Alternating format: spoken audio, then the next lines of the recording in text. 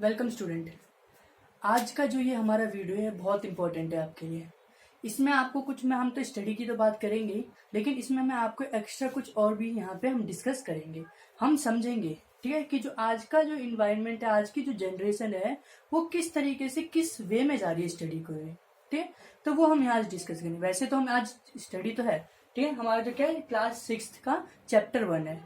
क्या है क्लास 6 का चैप्टर 1 हिस्ट्री है, इंट्रोडक्शन टू हिस्ट्री।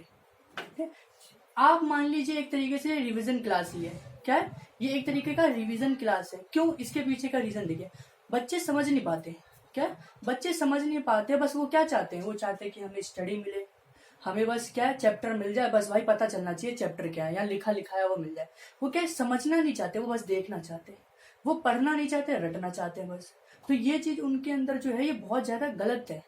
उनको ये चीज अपने अंदर ठीक करनी ही पड़ेगी। आपको ये समझना ही पड़ेगा कि क्या आपको पढ़ना है, कैसे और किस तरीके से पढ़ना है। देखिए आपका क्या है, मैं चैप्टर 1 लाया इंट्रोडक्शन टू हिस्ट्री, मैं पहले ही वीडियो बना चुका हूँ।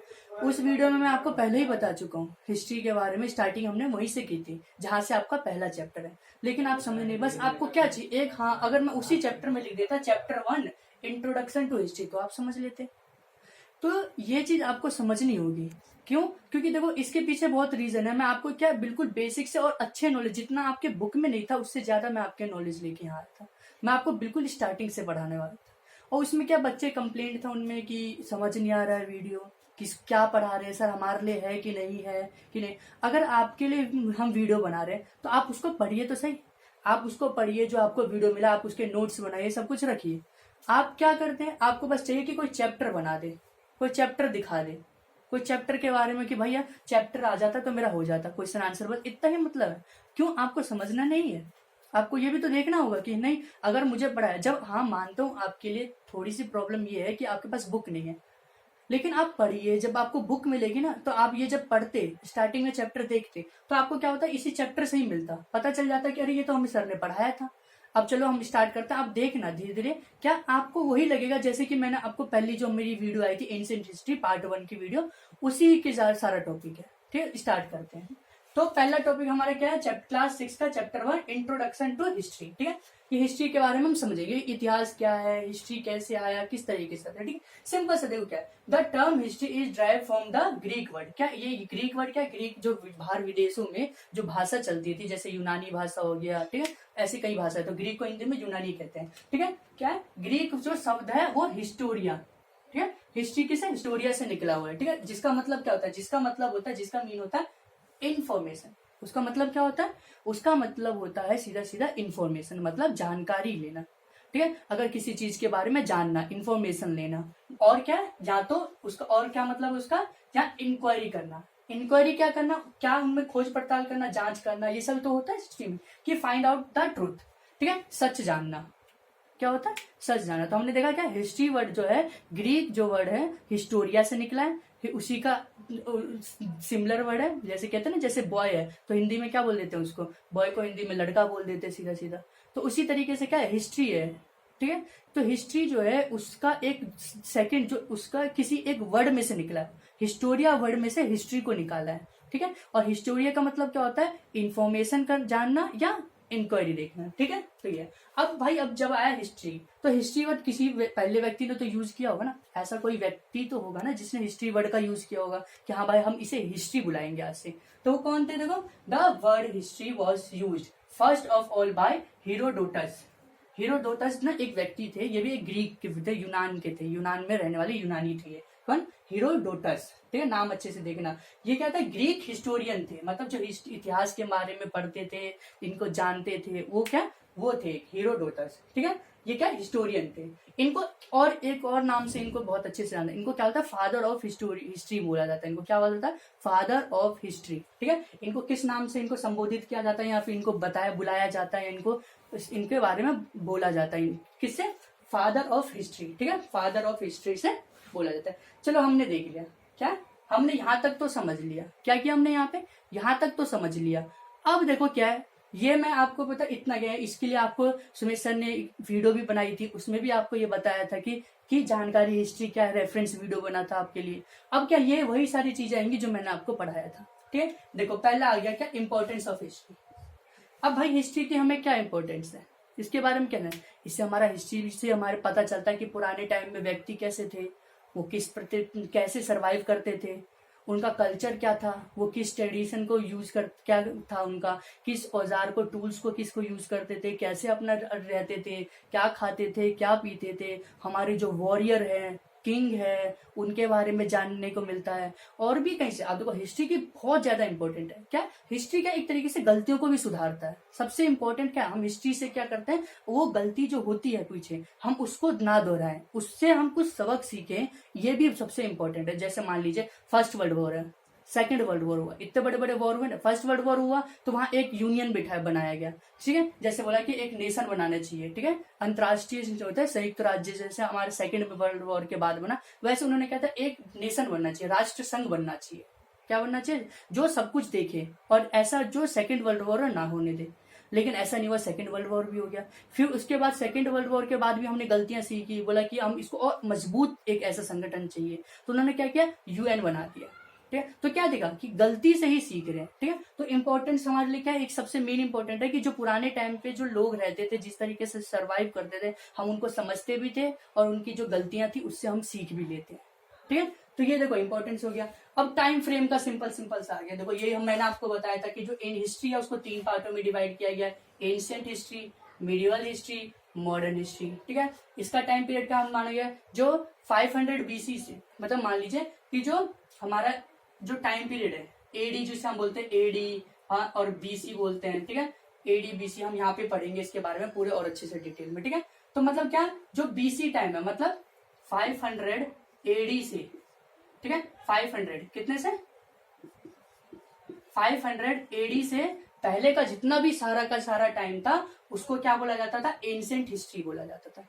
क्या बोला जाता था, एंशिएंट हिस्ट्री बोला जाता था। और 500 एडी से 500 एडी से 1500 क्या 1500 एडी तक, कितने एडी तक, ठीक है, 1500 एडी तक को क्या मिडिवल हिस्ट्री कहा जाता, वो कहा जाता है क्या मिडिवल हिस्ट्री कहा जाता है। और 1500 एडी से मॉडर्न हिस्ट्री कहा जाता है। इस टाइम में आप गड़बड़ मत होना, क्योंकि कहीं कहीं आपकी बुक में इसमें थोड़ा सा डिफरेंस भी है। कुछ में क्या बोला गया कि जो 500 की जगह क्या दे गया, 800 से ले गया, 800 एडी से लेके 1800 एडी तक के टाइम पीरियड को क्या मिडिवल बोला गया, 800 से पहले के टाइम को क्या बोला गया, वो एंशिएंट हिस्ट्री बोला गया। तो टाइम में मतलब 12th में आपका जो एनसीईआरटी है उसमें आपका यही टाइम पीरियड दे रखा है। ठीक है, एनसीईआरटी को हमेशा फॉलो करते हैं हम। तो यही देख लिया हमने भाई, यहाँ पे मॉडर्न हिस्ट्री पढ़ लिया ये। अब नेक्स्ट में तो क्या हिस्टोरियन, ठीक है। अब हमने देखा यहाँ पे जो हिस्ट्री जो थे उन्होंने हमने देखा क्या कि ancient history time period, ancient history, modern जो था मिडिवल हिस्ट्री, मॉडर्न हिस्ट्री, हमने 3 पढ़ लिया। अब मैंने आपको ये भी बताया था कि जो एंशिएंट हिस्ट्री है इसको भी 3 पार्टों में बांटा गया है। इसको भी कितने पार्टों में बांटा गया, 3 पार्टों में बांटा गया। ठीक है, अब इस वाली लाइन को समझना, क्योंकि ये लाइन मैंने आपके लिए ही लिखी है, बहुत इंपॉर्टेंट लाइन है। देखो यहाँ पे एक वर्ड को आपको समझना, देखो कि द हिस्टोरियंस जो इतिहास के बारे में जानते थे उन्होंने क्या किया, एंशिएंट हिस्ट्री को 3 पार्टों में बांटा गया। कितने 3 पार्टों में बांटा गया, लेकिन मैंने यहाँ सिर्फ 2 लिखा। क्यों, देखो अभी क्या है, आपको जो 12th से पहले आपको 2 ही पढ़ाया जाता है। 12th से पहले आपको किसके बारे में, प्री हिस्ट्री और हिस्ट्री के बारे में ही पढ़ाया जाता है। लेकिन मैं आपको क्या तीनों जानकारी देते रहेंगे। ठीक है, हम तीनों के बारे में अभी से ही समझ लेना, ताकि आगे आपको हेल्प, आगे कंफ्यूजन ना हो 12th में, 11th 12th में। ठीक है, अभी क्या आपकी बुक में 2 पार्ट्स में बांटा गया। कितने पार्ट्स में बांटा गया, 2 पार्ट में, प्री हिस्ट्री और हिस्ट्री। ठीक है, हम देखें, लेकिन मैंने आपको बताया यहाँ पे 3 पार्टों में बांटा गया। कितने पार्टों में बांटा गया, 3 पार्टों में बांटा गया। किसमें, प्री हिस्ट्री, प्रोटो हिस्ट्री, ये ऐड क्या हुआ, प्रोटो हिस्ट्री ऐड किया, जो मैं आपको पहले उस वीडियो में बता चुका हूं। और नेक्स्ट इसका हिस्ट्री में बांटा गया। तो हमने यहाँ पे क्या देखा कि आपकी बुक में 2 पार्ट है, ठीक है, लेकिन आप हमेशा 3 पार्ट लेके चलना। ठीक है, अभी से कितने पार्ट समझते हैं आपको कि एंशिएंट हिस्ट्री है उसको 3 पार्टों में डिवाइड किया गया। कितने पार्टों में डिवाइड किया गया, 3 पार्टों में। लेकिन आपके अभी वाले जो बुक में 2 है तो वो भी गलत नहीं होगा। ठीक है, लेकिन आपको नॉलेज होनी चाहिए कि 11th के बाद हम क्या इसे 3 पार्टों में समझ लेते हैं। ठीक है, प्री हिस्ट्री, प्रोटो हिस्ट्री और हिस्ट्री। ठीक है, तो आज जो आपका जो इस चैप्टर 1 है इंट्रोडक्शन ऑफ हिस्ट्री में कैसे प्री हिस्ट्री के बारे में ही बताया गया, बस इतना सही बताया गया था। ठीक है, कि भाई प्री हिस्ट्री क्या है, प्री हिस्ट्री किस टाइम को पीरियड को कहा जाता है और हिस्ट्री किस टाइम के पीरियड को। मैंने आपको प्री हिस्ट्री ऐसे टाइम पीरियड को कहा जाता है जिस टाइम में हम सिर्फ स्टोन का यूज करते थे। किसका? पत्थरों का ही यूज करते थे, उसी से औजार बनाते थे, उसी के केव, हम गुफाओं में रहते थे, हम इसी चीज का यूज करते थे। ठीक है। और हमारे पास कोई भी रिटर्न जो लिखा नहीं था, कोई भी उस टाइम लिखना पढ़ना नहीं सीखा था। ठीक है। उन्होंने कुछ लिखा नहीं था, अपने बारे में जानकारी नहीं थी। जैसे अगर मैं हूँ तो मैं अपने बारे में कुछ लिखूंगा कि भाई मैं ये हूँ, मैं यहाँ पढ़ाता हूँ, इतने मैं यहाँ रहता हूँ, लिखता हूँ ना। तो उस टाइम के लोगों ने क्या किया था, प्री हिस्ट्री के बारे में कुछ भी नहीं लिखा। ठीक है। तो बस ऐसे टाइम पीरियड में जहां पे सिर्फ आर्कियोलॉजिकल, आर्कियोलॉजिकल क्या है इसमें आप समझ लो, आर्कियोलॉजिकल ऐसा सिर्फ खुदाई से मिली चीज, जो हमने उसका अध्ययन किया है, हमने खोदा है, वहां से हमें ऐसे इमारतें मिली है, ये सारी चीजें होते हैं, वो आर्कियोलॉजिकल होते हैं। ठीक है।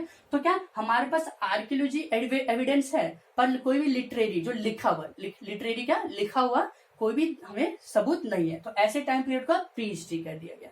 ठीक है। तो सिंपल से वर्ड में फिर से, ऐसे टाइम पीरियड में जब पत्थरों का यूज होता था, हमारे पास आर्कियोलॉजिकल एविडेंस पड़े हुए हैं, लेकिन कोई भी लिटरेरी एविडेंस नहीं है, इस वजह से इस टाइम को प्री हिस्ट्री कहा गया। नेक्स्ट है प्रोटो हिस्ट्री। मैंने उसमें भी बताया था आपको, ऐसा टाइम पीरियड में स्टोन का यूज, पत्थरों का भी यूज तो हुआ है, और वो लोग क्या है, वो लोग लिखना भी जान गए थे। वो क्या लिखना भी जान गए थे, लेकिन जो हम लोग हैं, हम लोग उनकी भाषा को अभी तक समझ ही नहीं पाए, डिकोड नहीं कर पाए। क्या हमने देखा कि वो लोग स्टोन का भी यूज, पत्थरों का भी यूज कर रहे हैं, वो लोग लिखना भी इस्तेमाल जान चुके हैं, लेकिन हमने उनकी भाषा को अभी तक सीखा ही नहीं, समझा ही नहीं। ठीक है।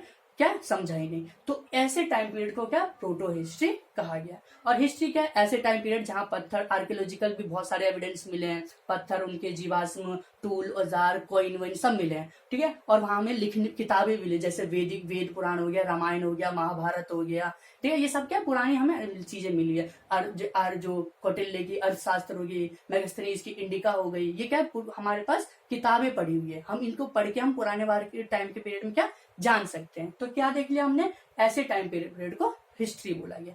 तो देखो क्या है, वही वीडियो मेरा रिपीट हुआ कि नहीं हुआ, देखो वही चैप्टर, बस मैंने इस बार आपको बताया कि 6th क्लास का ये चैप्टर 1 है, तब आप लोग समझे इस चीज को, वरना आप उसको भी पढ़ते तो मेरे को ये वीडियो, इसकी जगह हम नेक्स्ट चैप्टर लेके चलते, है ना। लेकिन ये चैप्टर मुझे क्यों, क्योंकि आपने इसको, आपको मैं यही चीज समझाने के लिए। नेक्स्ट में देखो क्या है, ठीक है। अब हमें हिस्ट्री सोर्स कहाँ से मिलते हैं, मैं आपको पहले बता चुका हूँ। देखो आर्कियोलॉजिकल एविडेंस, आर्कियोलॉजिकल सोर्स क्या होते हैं, जो पत्थर से मिलती है चीजें। ठीक है। जो खुदाई करने के बाद क्या, आर्कियोलॉजिकल मतलब पुरातात्विक साक्ष्य हिंदी में बोलते हैं, मतलब कि जिसका यहाँ खुदाई करके खोदा गया, वहां से ढूंढी गई चीज है। ठीक है। उसे क्या बोलता है, आर्कियोलॉजिकल सोर्स बोलते हैं।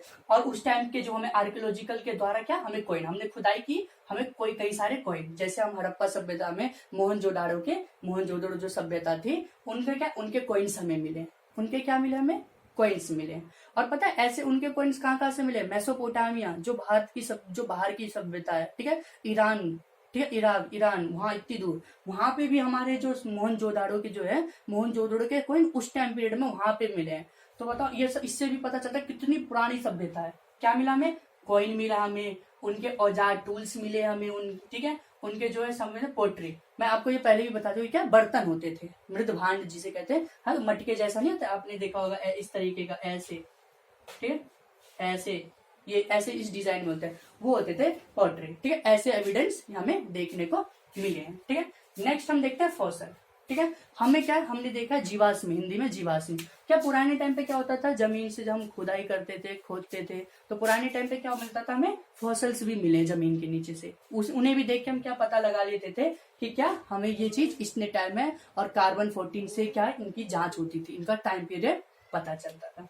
मॉन्यूमेंट, हमें उनके कई सारे इमारतें बनी हुई, जैसे कि हम देखते हैं, ये कई सारे ताजमहल देख लेते हैं, हमें पता चल जाता है कि भाई मुगलों के टाइम पे ताजमहल बनाया है। ठीक है। हम कई सारी चीजें, इंडिया गेट देख लेते हैं, अंग्रेजों के टाइम के पर बनाया गया था, कई सारी चीजें देखते हैं ना, तो हमें क्या मॉन्यूमेंट, ऐसी चीजें भी मिल रही हैं जिससे हमें उनके बारे में पता चलता है। लिटरेरी में आपको पता ही चुका हूँ, ठीक है, कि लिखने वाले साक्ष्य, ठीक है, जैसे किताबें, उनके जो पुराने टाइम के ग्रंथ हो गए, ठीक है, कई सारी चीजें जो लिटरेरी, जो लिखा हुआ एविडेंस हमें मिला है। ठीक है। अब लिखा हुआ एविडेंस भी दो तरीके के होते थे, कितना, एक रिलीजन जो धार्मिक होते थे, और एक जो धर्म से रिलेटेड नहीं होते थे। ठीक है। धार्मिक में क्या हो गया, उपनिषद के हो गया लेख, रामायण की किताब जो ग्रंथ हो गया, महाभारत ग्रंथ हो गया, वैदिक ग्रंथ हो गए। ठीक है। ये सारे क्या रिलीजन लिटरेचर है। नॉन रिलीजन कैसे में मान लीजिए कि जो दरबार के कवियों ने लिखा हो, जैसे कि हम देखते हैं तक जो चाणक्य, कौटिल्य, उन्होंने क्या लिखे, अर्थशास्त्र लिखे। ठीक है। तो किस में आ गया, नॉन रिलीजन में हो गया। मैगस्थनीज ने इंडिका लिखी, तो किस में आ गया, नॉन रिलीजन में आ गया। बाबर ने अकबरनामा लिखा, वो बाबर ने बाबरनामा लिखा, तो इसमें आ गया। ठीक है, हमने देखा हुमायूं, उस हुमायूं नामा लिखा गया गुलबदम बेगम ने। ठीक है, ऐसे ही अकबर के टाइम पे भी कई सारे लोगों ने कई लिटरेचर लिखे थे। ठीक है, तो हमें उनके भी एविडेंस यहाँ पे देखने को मिले। ठीक है, तो हमने देखा क्या ये सारे चैप्टर मतलब उसी टाइम उसी वीडियो के है कि नहीं है, तो और यही सारे मेन आपकी किताब में सारा पॉइंट है। यहीं तक आपका पूरा चैप्टर खत्म हो गया। 3 पॉइंट आपका और बचा है। देखो वही चैप्टर हम क्या रिवीजन कर रहे हैं। इसकी जगह आप मेरी उसी वीडियो को देखते तो भी आप समझ जाते, है ना। अब क्या इस वीडियो में हम क्या ये इसमें चैप्टर आगे ले लेता, यही नहीं मैंने जो आपको वीडियो क्लियर किया, अभी देखो आगे आपको और पता चलेगा। ठीक है, अब यहीं पे टाइम पीरियड आ गया बीसी और एडी। आपके एक पूरा पेज दे रखा है बीसी और एडी। मैं आपको पहले भी बीसी और एसी के बारे में बता चुका हूँ। बीसी मतलब होता है बिफोर क्राइस्ट, मतलब जो जीसस क्राइस्ट थे उनके क्या बर्थ से पहले के टाइम पे, उनका जब जन्म नहीं हुआ था, जन्म से पहले टाइम को बीसी बोला जाता है। और जन्म जब हो गया था, जब लॉर्ड जिनका जन्म हो गया था उनके टाइम को एनो डोमिनी या एडी भी बोला जाता है। ठीक है, क्या बोला जाता है, एडी बोला जाता है, जब उनका जन्म हो गया था, जीसस क्राइस्ट का जन्म हो गया था। अब कहीं कहीं देखो इसमें भी दिक्कत देखने को मिलता है, कहीं कहीं पे पता है क्या लिखा होता है, BCE, कहीं CE लिखा होता है, तो ये भी उसी टाइम है, बस इसमें क्या है, बिफोर कॉमन एरा। क्या है, इसको हम देख लेते हैं, बिफोर कॉमन एरा किसकी फुल फॉर्म, BCE की फुल फॉर्म, और CE की कॉमन एरा। सीई के का मतलब बिफोर कॉमन एरा, जो हमारा टाइम है उससे पहले के समय को क्या बोला गया, BCE, बिफोर कॉमन एरा। और जो आज का टाइम हमारा CE उसको बोला गया कॉमन एरा बोला गया। अब कहीं कहीं CE की जो BCE की जगह क्या लिखा था, BP भी लिखा था, बिफोर प्रेजेंट, मतलब आज प्रेजेंट से पहले के टाइम। ठीक है, बिफोर प्रेजेंट के टाइम, तो इसमें भी आपको कंफ्यूजन नहीं होगी। ठीक है, तो आपको ये सारी चीजें देखना बहुत जरूरी है। देखो कोई भी दिक्कत यहाँ आपको देखने को मिला, कुछ भी नहीं, वही सारा टाइम हमने वही सारे जो इतने वीडियो में डिस्कस किया वो यहाँ पे हमें शो हो रहा है। नेक्स्ट देख लेते हैं, हमारा लास्ट पॉइंट रह गया यहाँ पे, जियोग्राफिकल फ्रेम। ठीक है, कौन सा कुछ हो तो नहीं रहा। ठीक, अब हम क्या स्टार्ट करते हैं, हम जियोग्राफिकल फ्रेमवर्क स्टार्ट करते हैं। ठीक है, तो अब इसमें क्या है, देखो किसी भी हम देखते हैं कोई भी कल्चर अगर यहाँ पे किसी जगह सरवाइव कर रही है तो वो सबसे पहले क्या देखती है, अगर हमें देखो कहीं अगर नई जगह बसना है तो हम पहले ये देखेंगे कि वो क्या वो जगह हमारे लिए बसने लायक है कि नहीं, क्या वहाँ का जो भूगोल है, वहाँ का जो जियोग्राफिकल स्ट्रक्चर है, चाहे वो एटमोस्फेयर हो, वहाँ का इन्वायरमेंट हो, वातावरण कैसा है, ठीक है, वो हर चीज के देखते हैं, वहाँ का जो लेटीट्यूड जो जमीन है वो सब किस तरीके से है। ठीक है, तो क्या है ये सब देखना बहुत ज्यादा जरूरी होता है। उसी तरीके से कोई अगर हम मान ले अगर हम यहाँ पे अच्छी तरीके से जी रहे हैं, यहाँ पे हमें सरवाइव करना बहुत ईजी है अकॉर्डिंग टू, अगर हम राजस्थान में जो डेजर्ट की तरफ चले तो वहां क्या हमें सरवाइव करना बहुत डिफिकल्ट हो जाएगा, क्योंकि वहां का जो टेम्परेचर, वहां का जो एटमोस्फेयर वो बहुत अलग है यहाँ के अकॉर्डिंग। वैसे हम अलग अलग अगर देखें तो जैसे कि हम देख ले हिमालय में, ठीक है, अगर इंडिया के हम देख ले, इंडिया की अगर हम नॉर्थ साइड देखें, नॉर्थ में इंडिया के क्या है, जम्मू एंड कश्मीर, वहां पे जाए तो हमें वहाँ अलग अलग लाइफ स्टाइल से जीना पड़ेगा। हमें वहां पर आपको ठंड का रहता है टेम्परेचर। अगर हम यहाँ पे नॉर्थ की जगह हम यहाँ जो साउथ में जाए, तमिलनाडु, यहाँ केरल में जाए, तो वहाँ पे अलग है, वहाँ हमारा जो लाइफ होगा, लाइफ स्टाइल थोड़ा चेंज हो जाएगा। ठीक है, तो हम देखते हैं कि जो जियोग्राफिकल जो है, जो फ्रेमवर्क है, जो होता है भूगोल जो है, यहाँ का जो एटमोस्फेयर, जो एनवायरनमेंट है वो देखना बहुत जरूरी है। हम देखते हैं जितना भी जो कल्चर है, जितने भी यहाँ जो सभ्यताएं थी वो किसी ना किसी रिवर पे जरूर थी। क्यों, क्योंकि उनको पता था कि भाई उनको ऐसा एक वातावरण चाहिए जहाँ पे उनका जो जीवन है वो थोड़ा बेटर फील हो, बेटर हो सके, वो उनको जीने लायक जो वातावरण बना रहे। देखे कि जैसे कि हम देख सकते हैं वहां पे कि पानी उपलब्ध हो, जमीन ऐसी हो, ठीक है, जिसमें अकॉर्डिंग कर सके, ठीक है, अपना जीवन है जो उनको सरवाइव कर सके। उसी तरीके से क्या जो जियोग्राफिकल है, जो उनका एनवायरनमेंट है, वातावरण है, वो बिल्कुल सही होना चाहिए। ठीक है, वो भी इसमें बहुत ज्यादा मायने रखता है, बल्कि एक तरीके से क्या वही सबसे इम्पोर्टेंट है। ठीक है, अगर कोई भी सभ्यता अगर बचती है या कोई भी कल्चर डेवलप होने के लिए वहां पे जियोग्राफिकल जो फैक्टर है वो बहुत इंपॉर्टेंट रोल अदा करता है। ठीक है, तो हमने देख लिया, देखो कितना इजी था ये, कोई चैप्टर लगा, ये मैं आपको पहले ही पढ़ा चुका हूँ, इसमें कुछ भी आपको डिफरेंट ये देखने को नहीं मिला होगा। हमने जो पढ़ा पहले वही हमने यहाँ पढ़ा, बस क्या है हमने क्या इसको एक तरीके से रिवीजन के तौर पे रिपीट कर लिया। ठीक है, अब देखो क्या मैंने तो ये एंशिएंट जो हमारा हिस्ट्री का पार्ट 1 था उसका मैंने किया। अब देखो अब आगे आपके चैप्टर के बारे में बताता हूँ कि आपके चैप्टर कैसे हैं। ठीक है, जो आपको अभी बुक नहीं मिली फिर भी मैं आपको डिस्कस करता हूँ। आपको जो चैप्टर 2 है, चैप्टर 2 क्या है, वो अर्लीस्ट सोसाइटी है। अब बोलोगे अर्लीस्ट सोसाइटी कौन सा, हम ये उसी की बात कर रहे हैं जो हमने पहले पढ़ा, हमने प्री हिस्ट्री पढ़ा था। प्री हिस्ट्री में हमने देखा, प्री हिस्ट्री को भी क्या 3 पार्टों में डिवाइड किया, स्टोन एज में दिया, ब्रोंज एज में दिया गया और आयरन एज में हमने देखा। ठीक है, तो इसमें क्या, इसमें आपका वही स्टार्ट होगा। प्री हिस्ट्री को हम क्या 3 जो स्ट्रक्चर है, स्टोन एज, ब्रोंज, आयरन, इसके बारे में ही डिस्कस करेंगे। फिर उसमें क्या अर्लीस्ट में जो स्टोन एज है, इसमें क्या जो इसका जो सेकंड पार्ट है, जो हम आपके इस चैप्टर में हमने क्या देखा, जिससे प्री हिस्ट्री के बारे में डिस्कस करेंगे पूरा का पूरा। हम देखेंगे कि वहां पे स्टोन एज क्या था, चालकोलिथिक पीरियड क्या था जो हमने ब्रोंज एज में देखा है, ब्रोंज एज, आयरन एज किसे कहा जाता है, बस वही पढ़ेंगे। फिर स्टोन एज में क्या, हम जो नेक्स्ट चैप्टर आपका आएगा वो आ जाएगा सिंपल अगला, जो स्टोन एज को हमने देखा था 3 पार्टों में डिवाइड किया गया था। किसमें हमने देखा, Palaeolithic period, middle stone age और न्यू स्टोन एज। वो तीनों के तीनों क्या है, द फर्स्ट फार्मर एंड जो हर्डर्स करके जो चैप्टर है आपका, उसी में सारा बोला गया है। बताओ कितना है, जो मैं आपको पढ़ा चुका वही चैप्टर पढ़ा। और नेक्स्ट जो आपका चैप्टर 4 है वो है इंडस वैली। किस पे, चैप्टर 4 क्या है आपका, हड़प्पन सभ्यता, हड़प्पन सिविलाइजेशन पढ़ा था कि नहीं पढ़ा, इंडस वैली, इंडस वैली आपने पढ़ा होगा, ये वही इंडस वैली है चैप्टर 4 आपका। देखो हम पूरा पढ़ चुके, आप मेरा पार्ट 1 पढ़ा, आप ये पढ़ोगे, पार्ट 2 आप पढ़ोगे तो उसमें आप द अर्लीस्ट सोसाइटीज के बारे में पढ़ोगे। एंशिएंट हिस्ट्री का जो पार्ट 3 पढ़ोगे आप, उसमें the first farmer and herders के बारे में आप पढ़ोगे। पार्ट 4 आप और 5 पढ़ोगे मेरा, तो आप ये इसके बारे में पढ़ोगे। सिंपल देखा क्या, आप हड़प्पन सिविलाइजेशन के बारे में पूरा आप जो पार्ट 4 और 5 था आप इसके पढ़ोगे। मतलब ये चैप्टर आपका पहले से हो चुका है। बस क्या मैंने वहां पे आपका क्या नहीं लिखा, चैप्टर 1, चैप्टर 2, चैप्टर 3 ये नहीं लिखा बस। जबकि ये वो सारी वीडियो क्या एक तरीके से आप ही का था, और मैं क्या टॉपिक बाय टॉपिक हम पढ़ रहे थे। आपका पहला चैप्टर पढ़ा मैंने, दूसरा चैप्टर किया हमने, तीसरा, चौथा, मतलब सोचो 4 चैप्टर आपके कंप्लीट हो चुके हैं। और फिर भी आप यहीं पे ही हो अभी तक कि हमारा चैप्टर क्या, आप समझ नहीं रहे हो। ठीक है, तो मैं ये कहूंगा आपको चैप्टर 2 पढ़ना है, तो आप देखिए एंशिएंट जो हमारा इंडिया है उसका जो पार्ट 2 आपके चैप्टर 2 के लिए आपको क्या देखना है, पार्ट 2 वाली वीडियो, पार्ट 2 की वीडियो। चैप्टर 3 के लिए आपको क्या देखना है, पार्ट 4 की वीडियो, वो 3 की वीडियो, 3 वीडियो देखना, पार्ट 3। और चैप्टर 4 के लिए ये, क्योंकि चैप्टर बहुत अच्छा है और आपकी बुक में भी लॉन्ग दिया गया, इसलिए इसको मैंने बहुत अच्छे तरीके से समझाया, मैप सब चीज देख के समझाया। तो आप क्या करोगे, पार्ट 4 देखोगे, क्या पार्ट 4 और पार्ट 5, ठीक है, पार्ट 5 ये आपको देखना जरूरी है, ताकि अगर आपके नेक्स्ट चैप्टर आप करना चाहते हो अच्छे से तो ठीक है, आप उसको देखिए बहुत अच्छे। हम इसका अगर मैं यही चीजें कंटिन्यू करूंगा तो आप एक ही चीज पे अटके रहोगे। अगर नहीं समझ आ रहा है तो आप वीडियो को दोबारा रिपीट करो, एक बार नहीं, 2 बार नहीं, तीसरी बार तो 100% समझ आ जाएगा आपको। ठीक है, अभी क्योंकि हम इसके बाद क्या सिविक्स भी स्टार्ट करेंगे, जियोग्राफी भी स्टार्ट करेंगे, तो इसीलिए आप इस वीडियो को देखिए। आपके बहुत ज्यादा चैप्टर हो चुके हैं पहले से ऑलरेडी से, आप उसको नोट करिए, आपको इसी में से एग्जाम में आएगा। ठीक है, तो हम इसके बाद हम क्या नेक्स्ट वीडियो में या नेक्स्ट चैप्टर में हम इसके आगे का डिस्कस करेंगे। ठीक है, तो इतनी देर के लिए क्या करना है, इतनी देर के लिए आप इसको उतारिए, मेरी वो वीडियो जाइए और उस वीडियो को देखिए। ठीक है, चलते हम अब खत्म करते हैं। ठीक है।